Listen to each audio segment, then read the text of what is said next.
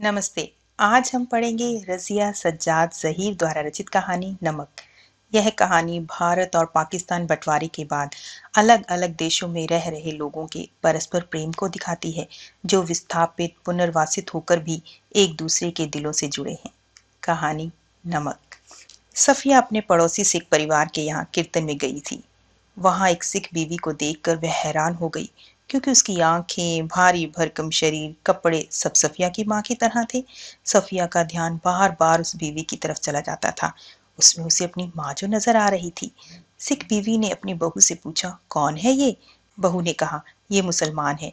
कल ही लाहौर अपने भाइयों से मिलने जा रही है, जिन्हें इन्होंने कई सालों से नहीं देखा।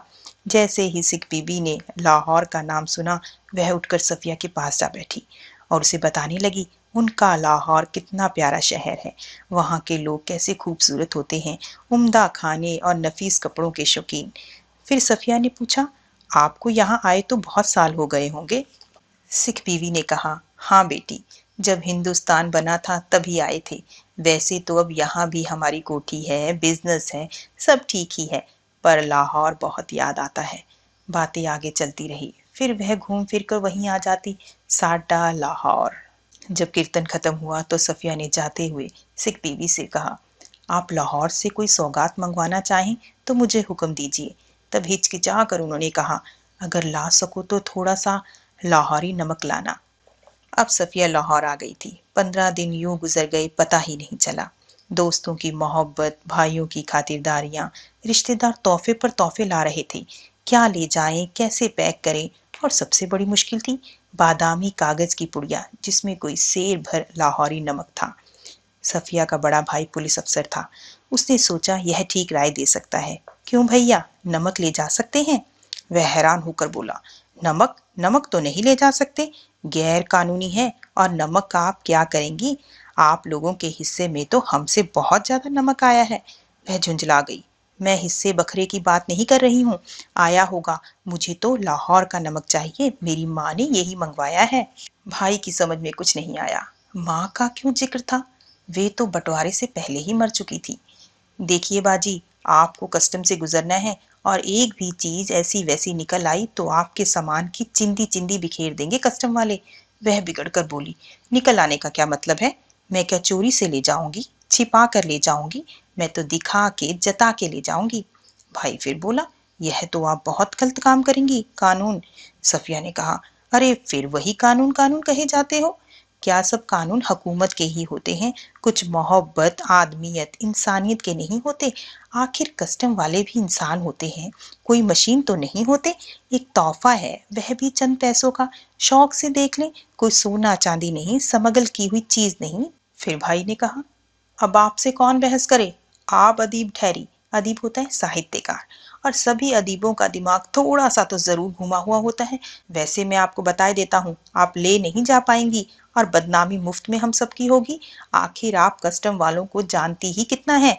सफिया ने गुस्से में जवाब दिया, कस्टम वालों को जाने या ना जाने, पर हम इंसानों को थोड़ा सा जरूर जानते हैं। अगर सभी का दिमाग हम अदीबों की तरह होता तो यह दुनिया कुछ बेहतर जगह हो जाती भैया। मारे गुस्से के उसकी आंखों से आंसू बहने लगे। अगले दिन दोपहर 2 बजे उसे रवाना होना था। सारा सामान सूटकेस व बिस्तर बंद में आ गया था। बस अब 2 चीजें रह गई थी, एक कीनुओं की टोकरी और दूसरी नमक की पुड़िया। अब सफिया का गुस्सा उतर चुका था। भावना के स्थान पर बुद्धि उस पर हावी हो रही थी। फिर उसने सोचा, क्यों ना नमक की पुड़िया को टोकरी में कीनुओं के नीचे रख दिया जाए। फलों की टोकरियां तो आते वक्त भी किसी ने नहीं देखी थी। उधर से केले, इधर से कीनू, सब ला रहे थे, ले जा रहे थे। उसने ऐसा ही किया। रात के तकरीबन 1:30 बज चुके थे और वह बिस्तर पर लेट गई। फिर उसे याद आने लगा, यह पाकिस्तान था। यहाँ उसके 3 सगे भाई थे, बेशुमार चाहने वाले दोस्त, बाप की कब्र थी, नन्हे नन्हे भतीजे भतीजियां थी, जो उससे बड़ी मासूमियत से पूछते, फूफी जान, आप हिंदुस्तान में क्यों रहती हैं, जहाँ हम लोग नहीं आ सकते? उन सब के और सफिया के बीच में एक सरहद थी, और बहुत ही नोकदार लोहे की छड़ों का जंगला, जो कस्टम कहलाता था। कल वह लाहौर से चली जाएगी। हो सकता है साल भर बाद फिर आए, और यह भी हो सकता है कि अब कभी भी ना आ सके। उसकी आंखें आहिस्ता आहिस्ता बंद होने लगी। सपने में उसे माँ के रूप में सिख बीवी नजर आने लगी। फिर उसे इकबाल का मकबरा, लाहौर का किला, सूरज की डूबती किरणें दिखाई दी। अचानक उसकी आंख खुल गई, क्योंकि उसका हाथ कीनुओं की टोकरी पर जा पड़ा था, जिनको देते वक्त दोस्तों ने कहा था, यह हिंदुस्तान पाकिस्तान की एकता का मेवा है। अब सफिया भारत लौटने के लिए फर्स्ट क्लास के वेटिंग रूम में बैठी थी। वह सोच रही थी, आसपास टहल रहे लोगों में सिर्फ वो ही जानती है कि टोकरी में किनुओं के नीचे नमक की पुड़िया है। जब सामान कस्टम जांच के लिए जाने लगा तो उसने फैसला किया, मोहब्बत का यह तोहफा वह चोरी से नहीं ले जाएगी। उसने जल्दी से पुड़िया निकाली और हैंडबैग में रख ली। जब सामान जांच के बाद रेल की तरफ चला तो वह एक कस्टम अफसर की तरफ बढ़ी, जो देखने में लंबा पतला खिचड़ी बालों वाला था। सफिया ने उनसे पूछा, आप कहाँ के रहने वाले हैं? उन्होंने हैरान होकर देखा और जवाब दिया, मेरा वतन दिल्ली है। जब पाकिस्तान बना तभी आए थे, मगर हमारा वतन तो दिल्ली ही है। सफिया ने अब हैंड बैग से नमक की पुड़िया निकाल कर सामने रख दी और सब कुछ बता दिया। अफसर ने सारी बात सुनकर पुड़िया को अच्छी तरह लपेटकर खुद ही सफिया के हैंड बैग में रख दिया और बोले, मोहब्बत तो कस्टम से इस तरह गुजर जाती है, कानून भी हैरान रह जाता है। और साथ ही उसने जामा मस्जिद की सीढ़ियों को सलाम देने को कहा और सिख बीवी को नमक देते हुए कहिएगा, लाहौर अभी तक उनका वतन है और दिल्ली मेरा, बाकी सब धीरे धीरे ठीक हो जाएगा। सफिया कस्टम के जंगले से निकलकर दूसरे प्लेटफॉर्म में आ गई। छोड़ने आए सभी रिश्तेदारों की आंखें नम थी। अटारी पहुंचते ही पाकिस्तानी पुलिस उतरी, हिंदुस्तानी पुलिस सवार हुई। कुछ समझ में नहीं आता था, कहाँ से लाहौर खत्म हुआ, कहाँ से अमृतसर शुरू हो गया। एक जमीन थी, एक जबान, एक सी सूरतें और लिबास, और एक से अंदाज थे। गालियां भी एक सी थी। बस मुश्किल सिर्फ इतनी थी कि भरी हुई बंदूकें दोनों के हाथों में थी।